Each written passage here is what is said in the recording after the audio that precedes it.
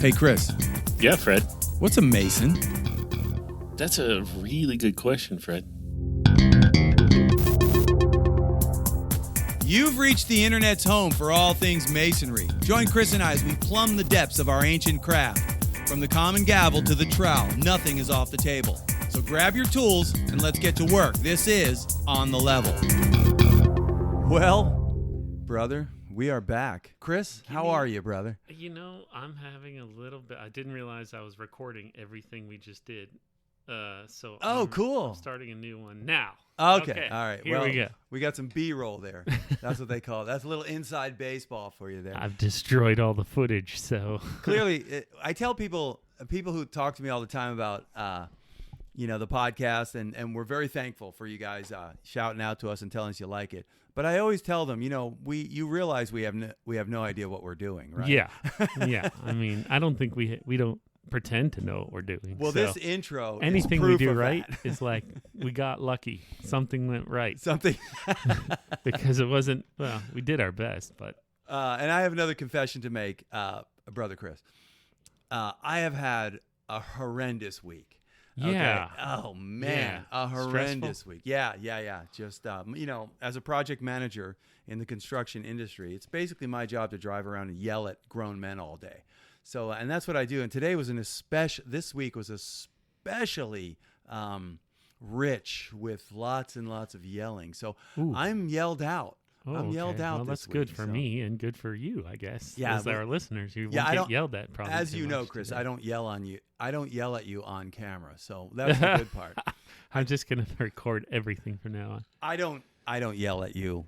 Ever, no, you don't. Because you are the worshipful master of the lodge I attend, and that would not be the right way to go. Yeah, and I hopefully don't do anything that is deserving of being yelled at often. Hey, shout out to Campbell Tuhee from Canada. Oh, yes. Shout out, Campbell.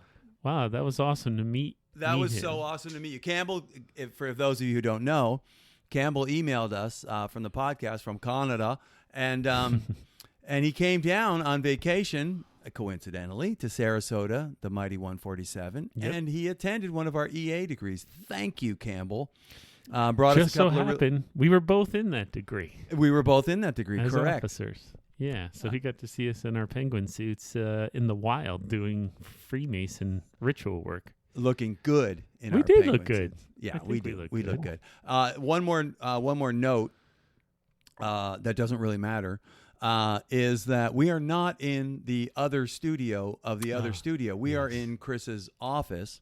Yes, that's why you see all of the Star Trek memorabilia in the background. Right. And for those of you who are listening, worshipful Chris Burns is a Trekkie, big time. So, as evidenced by this office, it's everywhere. Let me just go down a rabbit hole. Sure. And explain this to you because it's pretty deep. It's for deep. Me, personally. Trekkie. We're about to go Trekkie deep. Not Trekkie deep. This is personal. I grew up without a father. So my father was a criminal who wasn't around when I was growing up.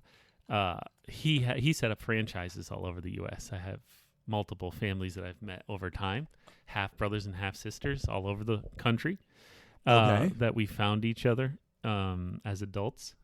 And his lack of presence in my life caused me to not have relationships with men because I had an older sister and a younger sister. My mother, we grew up because she was a single mom living with her mother, and her mother's mother lived right next door. Okay. So I'm talking about 1, 2, 3, 4 generation of women is what I grew up with. And you? No men. Yeah. Okay. And me. So Freemasonry was my outlet into having some kind of good relationships with men, because in my whole life I was never had real close relationships with men. But where Star Trek comes into play is when I was growing up in that house full of women, I would go upstairs to my room and watch reruns of Star Trek over and over and over again as a kid. The original Star Trek. The original Star Trek. And this is where I developed all of my ideas about how men are supposed to behave. I thought all men acted this way because this is... Like James Kirk. The relationships, they always had each other's backs. It doesn't matter how bad it get. No man left behind. Like, we're family. I got my ideas about how to run a company, how to be a good man, how to be a good husband, all that from my Star Trek growing up, watching it. So as an adult, I became obsessed with meeting them in person and collecting their signatures and just having a handshake and not being the guy that says, "You changed my life," because I'm sure they get it all the time. Right. Yeah. I didn't, but you'll see me. There's a picture of me with William Shatner and, some of the Next Gen cast. And behind you, you've got Lou Ferrigno and some of the non-Star Trek people that go to those conventions. Is that Henry Winkler right there? That is me and my wife hanging out with Henry Winkler. That is so cool. And above that, folks, he's got a picture of the Fonz. Yeah, jumping the shark. Jumping the shark. That's him jumping the shark in one of the Happy Days episodes. So I'm a nerd, but it's very personal to me. I'm not just a nerd. Like, I have a deep connection to this stuff. I just want to tell you, brother, that story from beginning to end, all of it is why I love you, man. That's why I love you, bro. Because I'm an authentic guy. You are an authentic human being. I don't tell people this stuff, but there's a reason for everything that you see. It's not just I'm a fan. It connects to me very deeply. Well, now I'm a fan, and so not only of Star Trek, but of you. Well, thank you, my friend and nice worshipful master of the lodge that I attend. Yeah. So, I know everybody out there is saying, "Shut up! I know. Who cares about Chris and Fred? Care about all this." Talk about Freemasonry. Talk about Freemasonry. Well, here's the thing about Freemasonry. Fellowcraft. Yeah. We've been working through Fellowcraft, and here's what we want to say. This is going to be 4. This is our 4th and final, episode. Regardless of where we get. And here's why, guys. Because as Masons out there, open up the material and get into it and start reading it as we have, as you know you should, and really dig into it. I am finding, for me, that, and I've heard a lot of people say this, the Fellowcraft degree is, I think, my favorite degree. Yeah, and we tell people right after the degree, hey, this is going to go fast. That degree was fast. Your catechism, your time here is going to go fast, but keep coming back because there's so much here. I hope you see. We did 2 episodes on the Entered Apprentice degree. We're going on our 4th hour of talking about the Fellowcraft degree. And we haven't even scratched and we know the we're surface. Not done. Yeah, right. We're like, okay, we have to move on. I'm so sorry. But we could probably do another 4 hours with our eyes closed talking about the Fellowcraft degree. Absolutely. So that's how involved this degree is, and it goes by so fast. And, another good thing that somebody discovered our podcast that we both know, and this is someone that had been very critical of me so far this year in my role as worshipful master and indicated that I was failing to provide education to the lodge in any meaningful way. Yes, all 30 days into it. Yes, I get it. Right. We do 30 minutes we do 30 minutes of education before every meeting, but I guess it's not enough for some people. And they discovered the podcast and came and apologized. And they said, wow, man, you are doing education. You're just doing it in a different way. And they were really apologetic that they judged me without really knowing the full extent of what we were doing here. And they're huge fans of the podcast. And shout out to this person, because humility is a trait that is very Masonic. Yes, it's tough to say I was wrong about something. But what they suggested is that we do 15 minutes of Fred and Chris in the lodge room. Not just me and you talking, but us bringing a subject up, having a brief conversation, and including the whole lodge in a 15-minute conversation about something. All right. I'm down with that. I like the idea. I'm down with that. Yeah, 15 minutes with Fred and Chris at Sarasota Lodge 147. Come on. Give me the stage, baby. Anytime. Anytime. Put me in front of, I don't care, 10 people or 10,000 people. Just give me the stage. It's, I don't see it as like being about us so much as we're facilitating a conversation that the lodge can have, because they don't have it. They just need somebody to pull it out of them sometimes. No, that's right, man. And I'm 100% behind you. So you said it on air. Yeah, I'm planning this on the 28th to do it. We just got to figure out. I was thinking we'd talk about the working tools and go ahead and ask people what their favorite working tools are and why, and hear from every single person there. Oh, I love it. All right. Deal. Look for that one, guys, out there. That'll be forthcoming. We'll hook that up in a big way. All right. So Fellowcraft degree. Fellowcraft degree. So I thought we'd just jump in at in the book. In the book, it's 4.13, which is published. So everything that's in this book is available for anybody who wants to read it, because you could go to the Grand Lodge website and you could download this entire thing. Anyone can. What book is it, Fred? Sorry. It's the Mentor's Manual. Ah, okay. This is the Mentor's Manual, GL 217. Perfect. So I want to go to 4.13, which is the winding stairs. Which everyone's favorite lecture. Everyone. Oh, absolutely. Favorite? Did I say everyone's favorite lecture? Said that How weird, many of these right? have you had? None. It's been a long week for me too. We're recording on an off day. We've never recorded at this time on this day. Right. And I think we're both off a little, We're so both we off a little. apologize. That's right. Now I'm gonna put on my glasses. No, we're gonna give me, Chris, as somebody who has the lecture nailed. And ladies and gentlemen, my worshipful master, I'm very proud of him. When it comes to memorization, especially of these lectures, the man has done the work and has absolutely nailed it. Sorry, he's blushing. He's blushing. Yeah. But I have gas. That's what that is. Yeah. Woo. Sorry, you smelled it. Give me your overview. The winding stairs. When I say the winding stairs, where do you go? Where's your mind go? What's happening there? I see the history of mankind from our earliest beginnings to our most modern state. That's what I see in the Winding Stairs lecture. What are the things that are important to us as a race? How did we get here? And what are the things that we should be working for as people? That's 30 seconds, I can tell you. That's what I see the Winding Stairs lecture as. What does the Mentor's Manual say about the Winding Stairs lecture? Well, it's brief. It is. Yeah, it's brief, and it needs to be, because there's so much that you can expound upon once you kind of get the gist of it.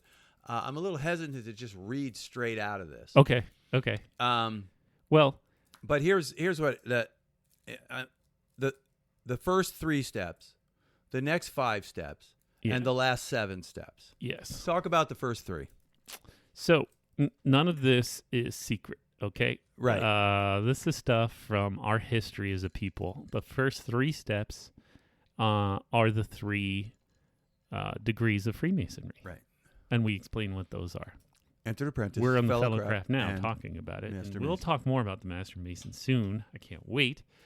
That's going to be a year-long one, but yeah.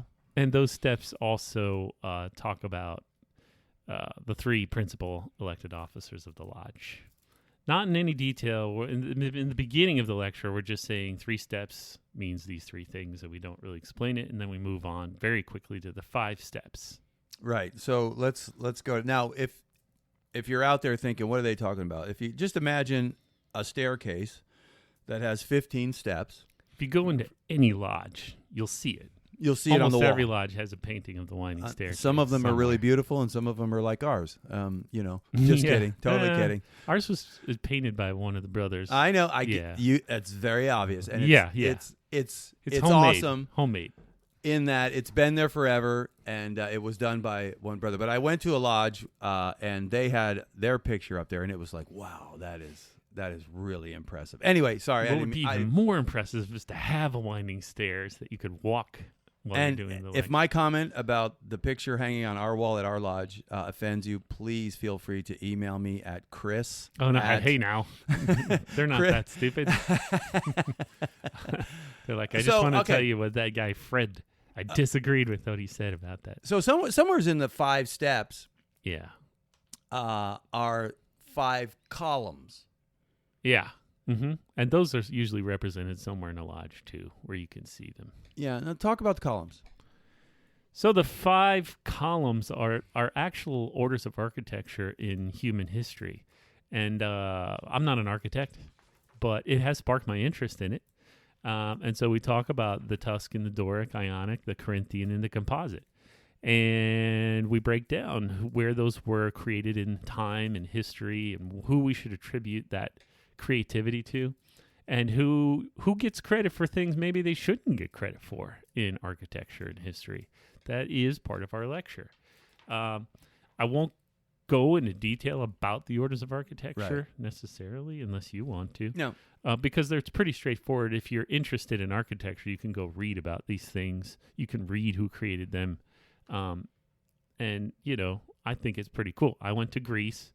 I stayed in Athens, and I could see the Pantheon from where I was staying. Right. And Athena's temple's there, completely Doric temple. Everything in Greece is built in the Doric style, and it's just so beautiful. Right. Especially having the background now in Freemasonry that I have, that I've researched architecture a little bit more, and I understand that the Greeks invented, this type of architecture, right. which is the foundation of the architectures that we still use today. The White House is pulling from those, some absolutely of is. All the architecture in Washington, D.C., including the way the street is laid out from point to point, is completely Masonic, as every Mason knows and is very proud of. And what does Masonry do but honor the traditions in the history of mankind? Yeah, that's right. If you're going to honor the traditions in the history, you're always going to want to go back as far as you can. Because that's probably going to be the most original thought that man had was in the beginning, and then it's modified and adjusted over time. And to revere something is to revere the original, right? That's true of anything. Collectors want the oldest thing, the thing that's the least printed or whatever. Yeah. That's what Masonry does. We revere the original and the creative thoughts that mankind had. It blows my mind to think about what was done in the culture of the Greeks, from architecture to literally inventing the amphitheater and arts. Yeah. Oh, I know, and philosophers who created entire ways of thinking about the world and each other. It just blows my mind how much originality and creativity existed in that Greek culture that gave birth to everything that we take for granted in society today. Yeah, that's right. They were the first to corporately pursue human thought, deeper and deeper thoughts. Why are we here?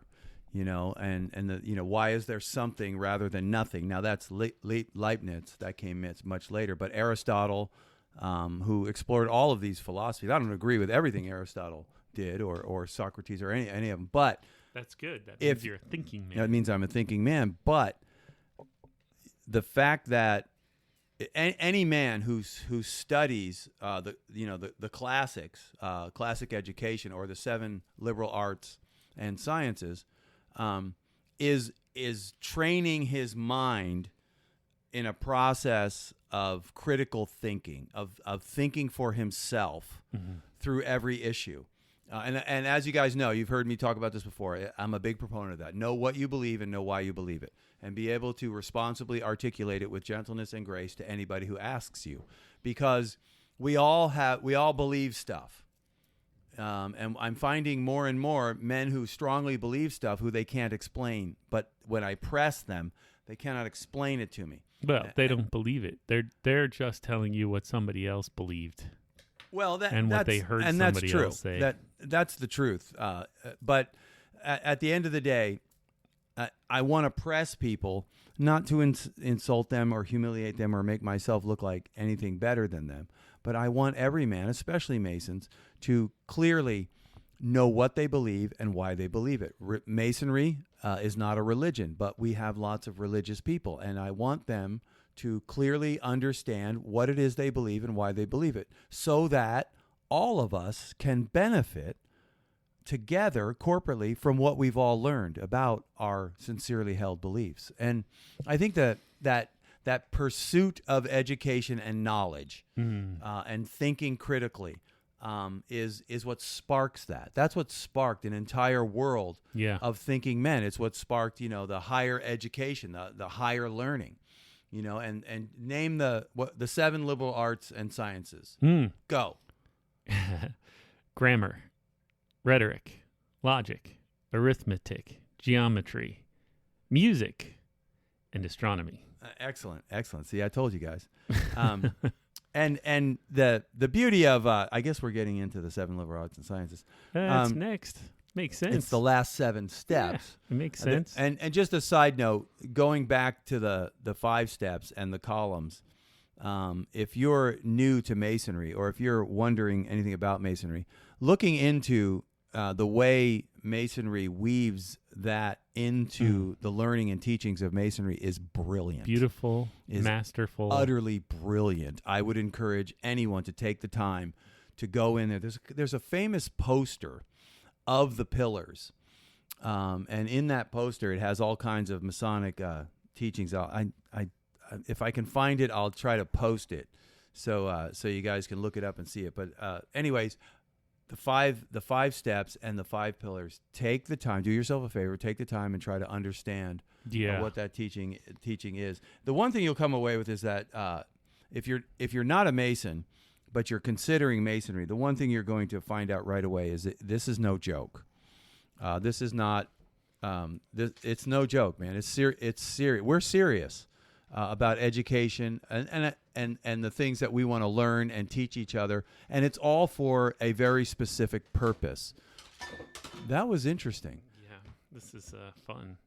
We're good. We're still good. We're good. It's fall falling down, but we're good. Nobody got hurt. We're fine.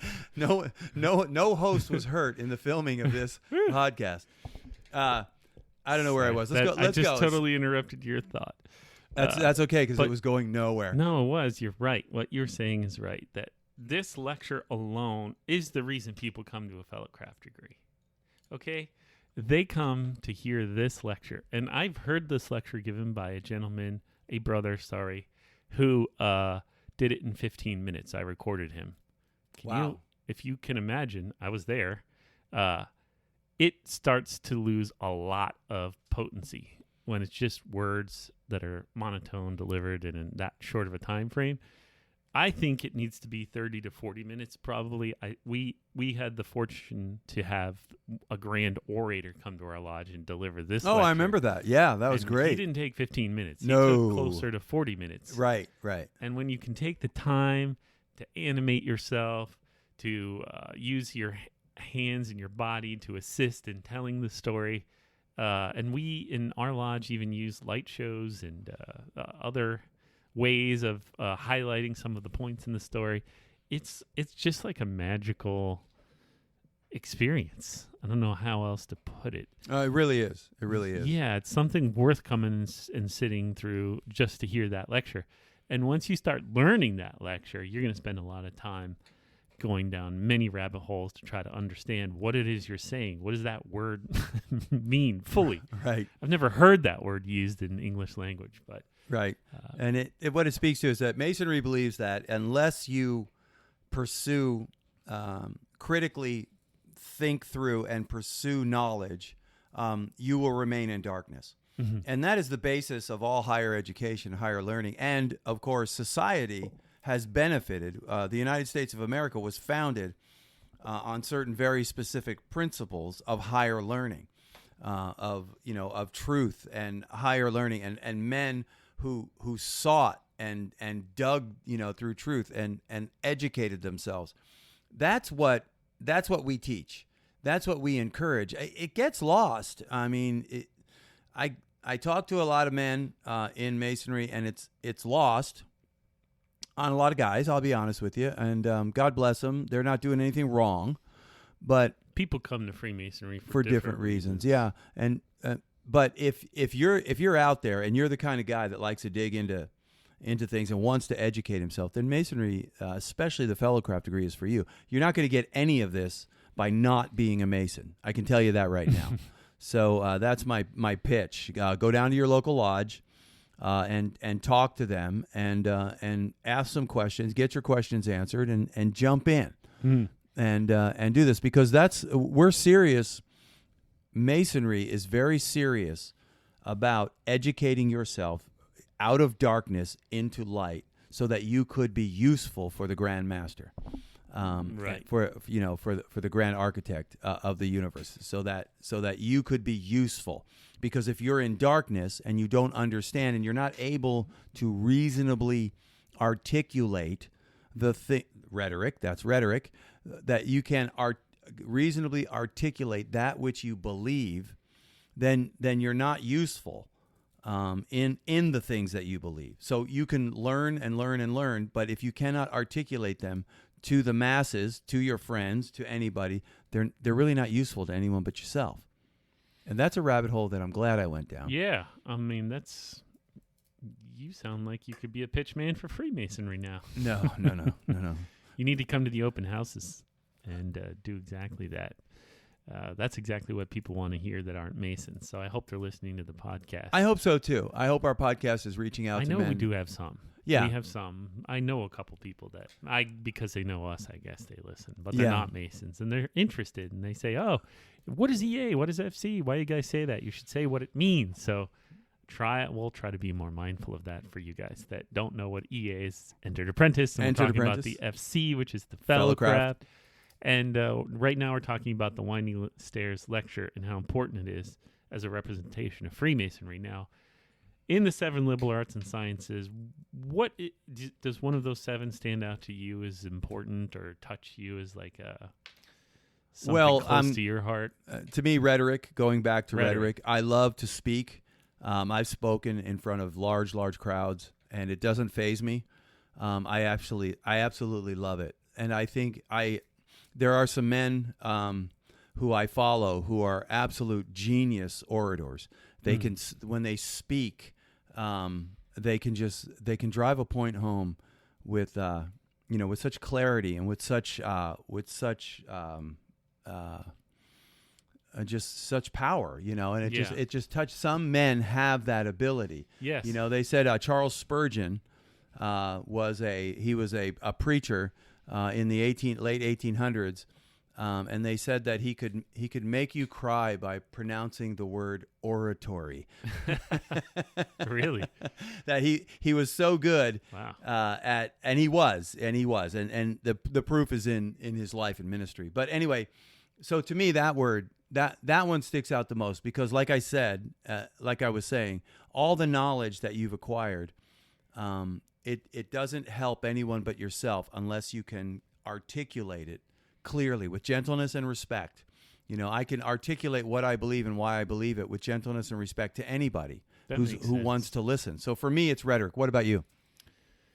I thought rhetoric was a bad thing when I started learning that lecture, and I had to I know what we say about rhetoric. Right. It doesn't sound bad. Rhetoric's fallen on hard times.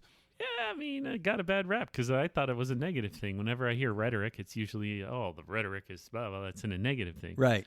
But it's not.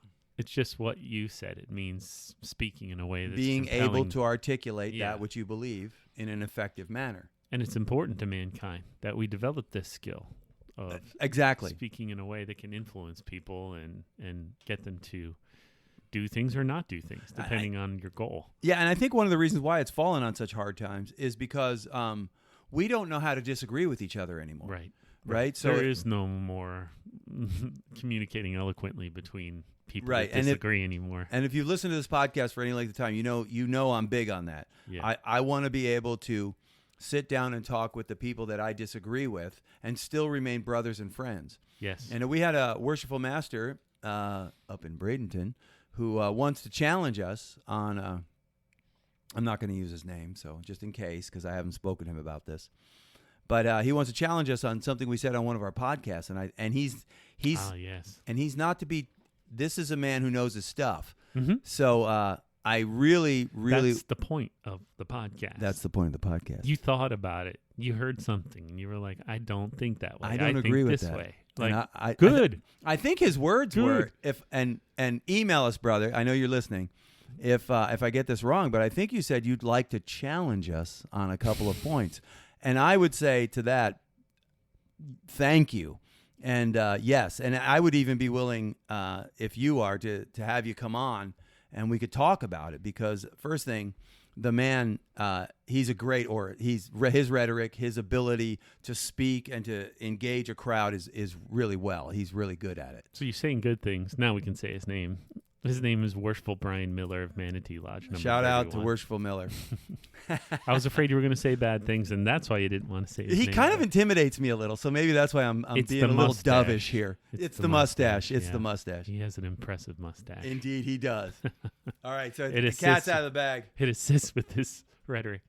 But yeah, rhetoric is, I don't think you can be a great man in society if you haven't developed those skills of communicating. I agree. And the person who has good rhetoric needs to be a gentle soul with it. Yeah. because you can really run over people. Oh yeah. And I've done it. When I get going, I feel very strongly about the things I believe, and once I get going, I can really run over people because I've thought it all through, and I'm able to articulate it because I've done it so many times. It is a power that you have to have like responsibility for that. Absolutely, because we don't want to win an argument; we want to win the man. Yes. Right. The hearts and the minds. The hearts and the minds of men, and help them to find that, that. What do we want to say? We're in the fellowcraft degree, so we want to get them to that inner middle chamber where they can finally get paid the wages of a working man. That's it, man. That's what we want. We don't want to win an argument. We don't want to talk you into anything that you don't want to do. What we want you to do is to find what we have found. Yeah, light. Some light in the darkness. Light in the darkness. So you asked a question, what's mine? And it's going to be strange, but music. I didn't think about music the way that I do until I got the Fellowcraft lecture. And they explained music, and I'm not going to give that explanation on the air because some of that is probably coded and not to be said, but everyone's heard music, okay? So we can talk about that experience of hearing music. And it is a science because you can manipulate someone with sound just like you can with words. You can use your words to get somebody amped up to go into a fight. You can use music to get somebody amped up to go into a fight. Absolutely. You can elicit that same emotion with sound. Yeah. And you said a man can make him cry by saying this word eloquently. Well, music can make you cry without saying a word, just from the sound. And there are base elements of mankind in music. For example, I do a lot of research when I learn lectures, if you can't tell. Music. And that's why we love you. It ties into nature. So when you hear a chirping bird, that high-pitched, it sounds beautiful to you because you know that it's safe and it's not something you're going to eat. It's something you just want to appreciate.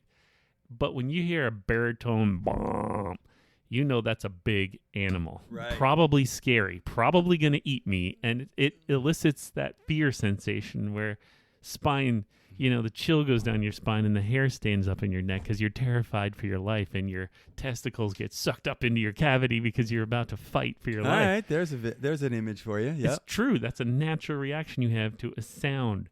And so using those sounds in combination with melodies produces music, which elicits emotions. And that is a science. You can almost guarantee a person will react a certain way if you combine the right notes and melodies.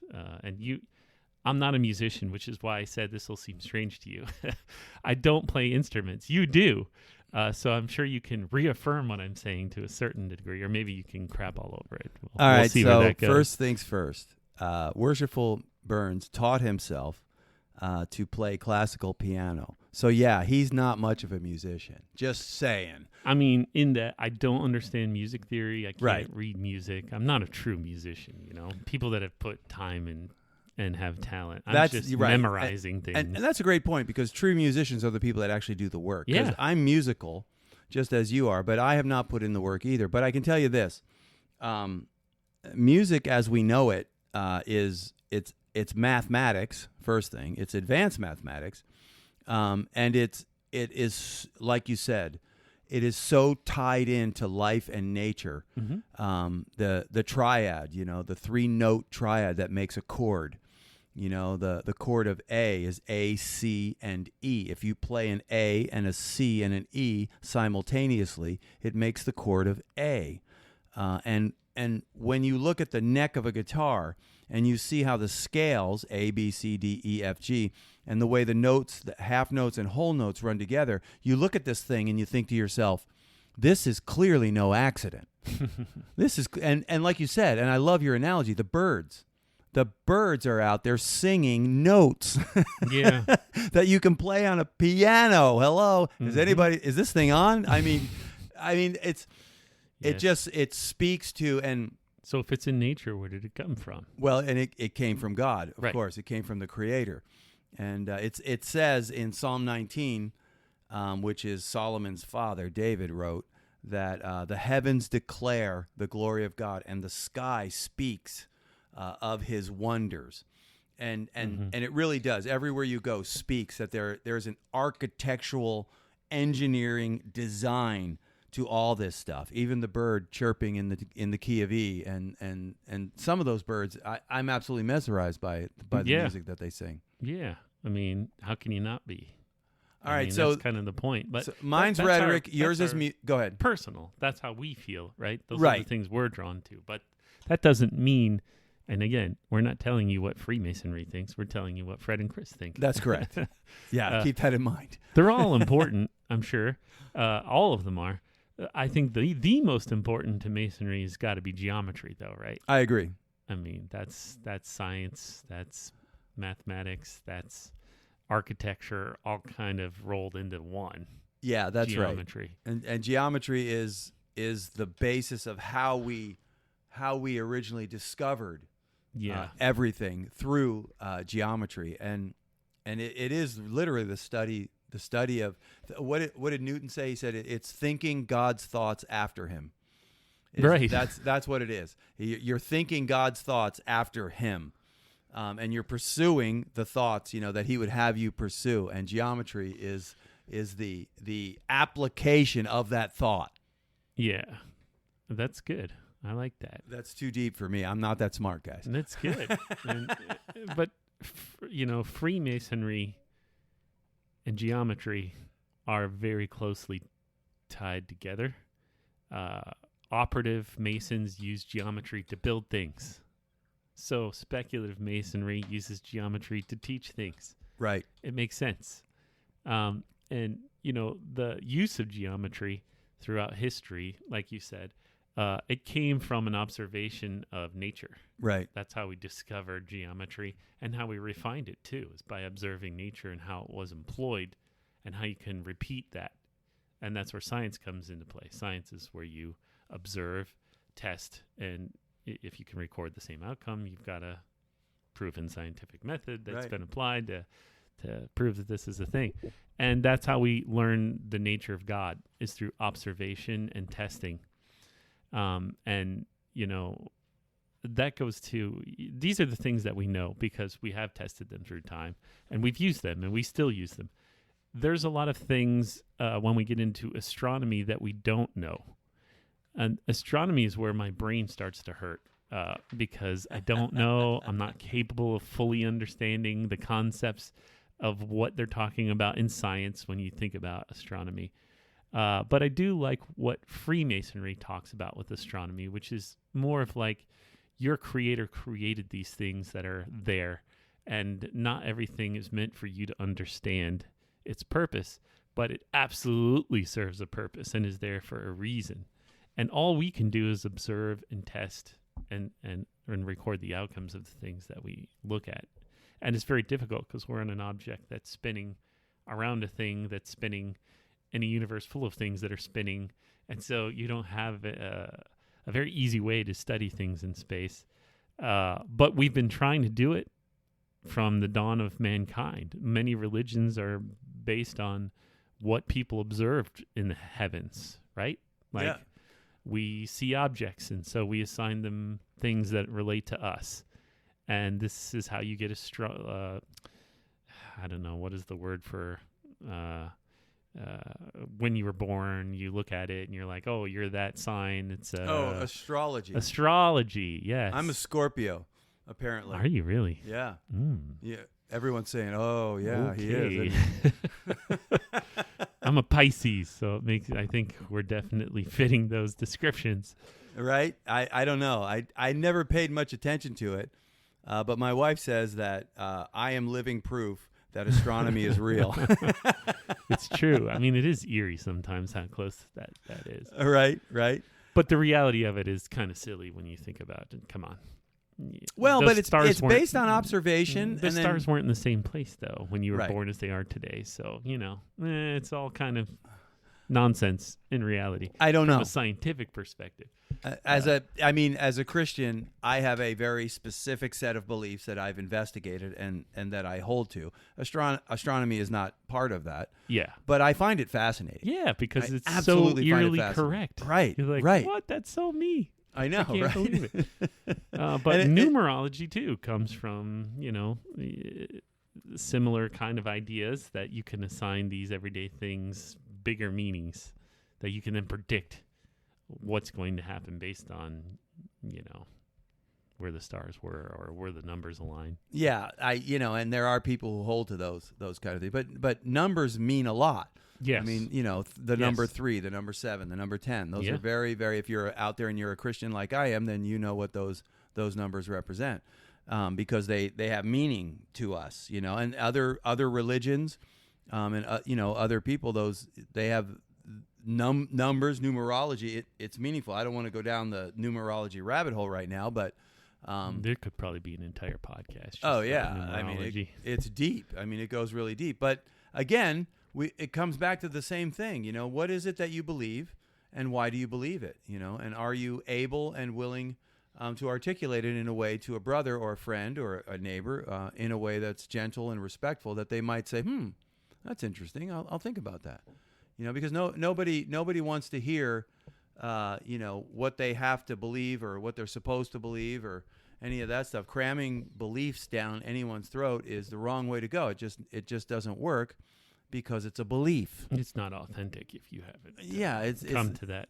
Yeah, point that's right. Of your own accord. I've come to the conclusion I'm 60 years old. I've been doing this a little while. I've come to the conclusion that living, okay. Yes, living and dying. I'm not sure. I think at the halfway point, do you go from living? Anyway. Actually, I saw a documentary. We start dying the moment we're born. Oh, cool. Yeah. Oh, thanks for that, That's brother. really positive, I know. That's nice. That's nice. Definitely want to show that to your 7-year-old. All right. I saw it. I'm just going to hit the reset button. We're going to leave all those rabbit trails where we went. I want to read this final fellowcraft, the responsibilities of a fellowcraft. It's in the manual. I want to read it, and then let's go out, kind of expounding a little bit on that. Okay. And then again, guys, Chris and I we're kind of rambling on about the fellowcraft degree, trying to touch on the points that mean something to us. But I'm gonna spend the next several months like I did in the EA degree. I just got through going through the EA degree, and I spent a long time in it, just studying it for myself, trying to understand what it means to me. I'm going to do the same thing in fellowcraft. I'll probably spend the next year just going through it in my personal time, just to understand it. And I would encourage every man to do that, because I did it for like 3 months when I was learning the lecture, like deep into the ideas in the lecture. All right. So in the manual, the section on fellowcraft ends like this. The responsibilities of a fellowcraft are to be found in his obligation, and the candidate should be asked to review the obligation of both this and the first degree. So, brothers, get out there and review your obligations. Review them over and over again. And if you're a Mason, you know what that means. Yeah. However, the fellowcraft is reminded that he is committed to both the acquisition of knowledge and the application of that knowledge to the discharge of the duties of his life, so that he may fill with satisfaction and honor his place in society. And that's really what we're all about.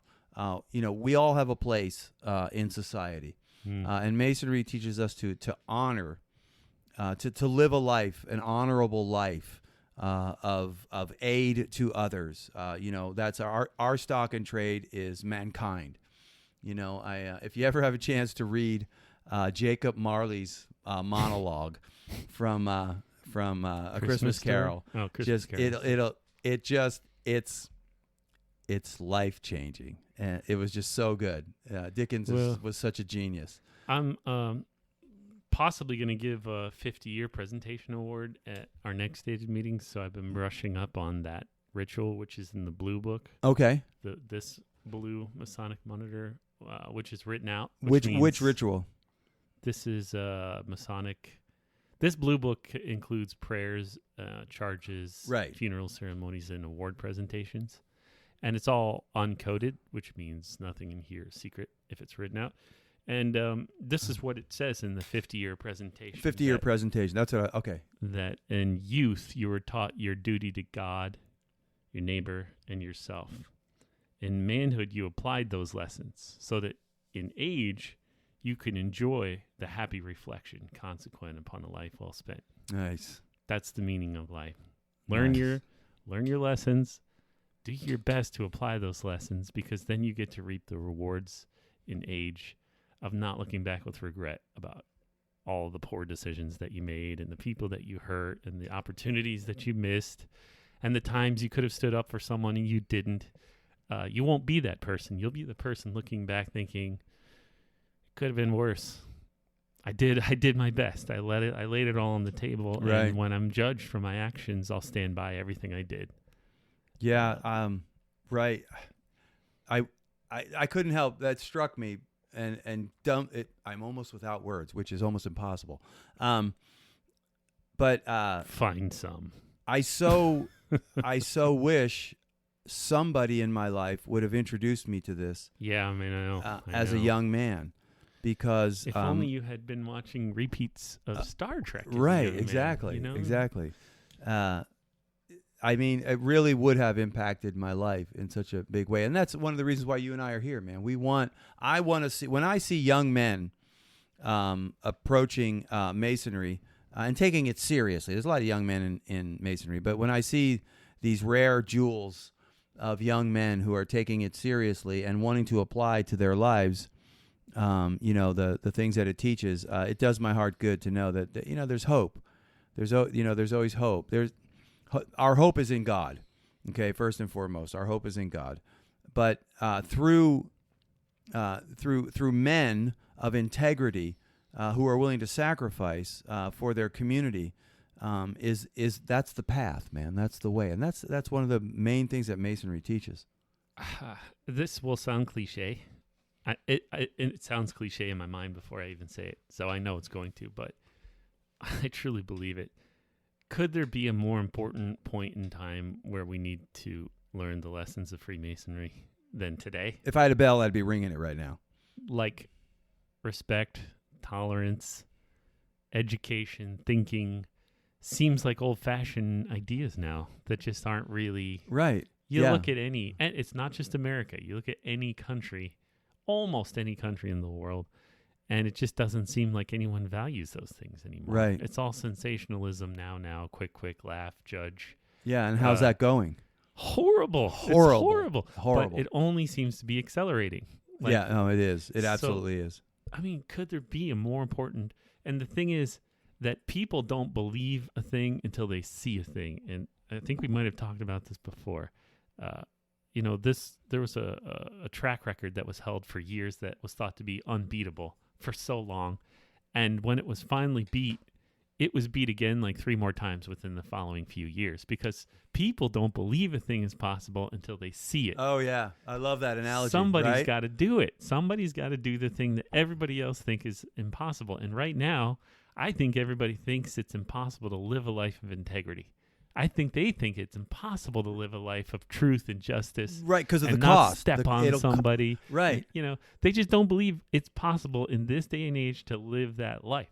So if you can be the guy to show them they can do it, that's how you can make it actually happen. Because people need to see it first. Yeah, that's right. That's right. Generally, they're just not capable of doing it until they see a leader step up and do it. And you can be the leader. I'll end with this personal note. About 5 years ago or so, I just had this. I spend my mornings about an hour every morning studying through prayer, meditation, and studying the Word, and because that's what Christians are supposed to do. Hello, let's get on that, people. I spend mine studying Masonic ritual. There you go. Hey, man, know what you believe and why you believe it, right? And this overwhelming sense came over me that I started to pray, Lord, I want to know 10 good men. Yeah. 10 strong, good men that I can rely on, that can rely on me, because I think times are going to get tough. Yeah. And I think we're going to need a group of men who are willing to sacrifice for each other, protect and provide for their own families and for the families of others. And I'm going to get in trouble for this, but within their own tribe, within their own community, within their own group. and I'm not talking about colors of skin or anything. I'm just talking about relationships. You have people that in your realm that you know to take care of each other. And I just kept praying about that. And I looked in everywhere I looked, I just became more and more disappointed until I came to Freemasonry. And I didn't find 10 good men in Freemasonry. I found hundreds of them. And I got to tell you, I could get emotional over this. But last night we were at a Master Mason Association meeting. Yeah. And I was sitting in the back corner looking over all these guys, and it hit me again, that same feeling. 10 good men, Lord. Yeah. Lord, I want to know, where do I go to find 10 good men who in times of trouble will rally to protect each other, to protect whatever, protect the flag, for goodness sakes, protect the country, protect whatever. Help you protect your home. Help you protect your own home. Yeah. And I found that in Masonry, and I'm so grateful for it. And to all the brothers that I run into and that I talk to, I know they got my back. Yeah. And I've got theirs. And where you can find that, bro? Where else in the world you going to find that? I haven't either, to be honest with you. I just haven't. I mean, and I've had ideas about thinking this was reality since I was a child. Right, and right. I'm walking around in life going, it was TV. This is not real. Until I got into Freemasonry, and that's what really connected me to it, is I had these ideas from childhood. Right. And this science fiction thing, it was teaching that integrity, honesty, standing up for what's right. Being part of something bigger than yourself. Tolerance for other people you don't understand. Like, these were concepts that were getting drilled into me as a kid, and they're here in Freemasonry. So that's why I take it so seriously, because it's very personal to me. And that's why I take it so seriously when I see others not taking it seriously. Right, I know. And that can get me in trouble sometimes, because like you said in the beginning, everyone's here for a different reason. They shouldn't be here for the same reason I am. Not everybody. No, that's right. That's right. We hope that everybody listening, everyone we run into, can catch the bug like Worshipful Chris has, and like I have, I hope. And really just kind of get to that place in your life where you want something more. You want to be, what man doesn't want to be in a band of brothers? Yeah. I mean, we all want a band of brothers. Well, I believe that this upsurge in Masonry, because that's a fact, it is definitely on the upsurge throughout the whole country, maybe even the whole world. And I think it is this hunger that men have for that band of brothers, man. I want brothers in my life that I can trust, that I could trust with my wife and my children, know, with my home, with my back, and that they've got me. That's my band of brothers. Well, I have that, and I hope you listening out there have that too. And if you don't, then I would suggest get outside your lodge and visit some more. Get out. You'll see it if you get around a little bit. Yeah, that's right. That's right. Come to Grand Lodge and see us. Yeah. We'll give it to you. Oh, nice plug. Nice segue, bro. Nice. I'm getting good at this. He's getting good at this. Money. No, there's no money here. There's no money in this. Actually, I hope you do come to Grand Lodge, and I hope you do meet us, because we really want to meet you guys. Absolutely. We want to hear from you and just shake your hand and get any kind of knowledge or feedback we can from you, because it'll just make it better, and your criticisms will make it better too. So don't hold back. You don't have to placate to us. We want to hear the real deal of what you think of what we're doing, because we want to do a good job. And you're going to see more on our social media. We're trying to be we're funny guys. We're not just into the intellectual and not just funny here. looking. Well, that I maybe me more than you, but one of us is. Being funny looking is not all bad. That's right. Some people make it good looking at being funny looking. Sorry, no, but I totally bumped you off your mark. Go. Our podcast is, the purpose of it is for us to get an outlet to talk about our thoughts on Freemasonry, and we do that. Right. Yep. But being joke and funny and entertaining isn't necessarily what we're here to do. If we do it, that's just because that's who we are. But on social media, you can see a little bit more of that side of us, and how we can use Freemasonry to be funny and make points through humor. You were saying that memes are the last true method of what were you telling me about memes? The last vestige of free speech. Free speech, of uncensored speech are memes. Yeah. Yeah, and we're going to use that. to talk about Freemasonry Love me and some what memes, we man. think about Freemasonry. It's going to be awesome. Yeah. And we're really excited to get in front of people because we're just talking to each other. Right. But when we talk to you, like he said, we had a worshipful master that heard one of the podcasts and said, I disagreed with something. I want to challenge you on it. Man, that's like, I got excited. Yeah, yes, absolutely. Let's do it on the air. Especially the man that we're talking about, the caliber of brother that we're talking about. Oh, and I've it had just right absolutely worshipful say, I was listening to what you said there, and here's what I think about it. And he told me, and I was like, man, so many good thoughts out there. Right, So many yeah. different points of views. And we want them. We want them. We want you to articulate them to us with gentleness and respect. Yes, please, with the gentleness. Gentleness and respect, please. But we would love to sit down with anybody and talk with anybody. To wrap up, the fellow craft degree. Personally, Fred speaking here, my favorite degree. I'm just going to headlong dive into it over however long I want to, and really understand it and get into it. I'm going to read a lot of books. I'm going to ask a lot of questions, and I hope you will too. What about you, Chris? What are you doing? Okay. I'm excited to get into the Master Mason degree, but we don't want to just bore you guys with all ritual and Masonic degree deep dives. So give us some subjects that you are curious about our opinions on. Yeah, show topics out there. Yeah, send them. Absolutely. Something you want to hear, what do you guys think about this? Or this is what I think about something, and I'm curious what you think about it. Send it to us because we want to actually shoot a few of those out there before we delve into the Master Mason degree. Absolutely. And just for the brother who's shouting at his iPhone right now, because early on he sent us an email giving us several topics and suggestions. We have not forgotten about you, brother, and those will be included. Perfect. That's exactly what we need. Other than that, I'm about to go on a weekend birthday trip camping, so I'm going to go get some nature and observe God. Wow, no kidding. So Over what, 35, 37? How I'll old are you going to be now? 48. 48. I'll be 48. Actually, on the night of our next date of communication. 48. My wife's coming to dinner because she said, wait, you're going to lodge in your birthday? And I said, I kind of have to. It's been on the calendar for 6 months. I told you about it.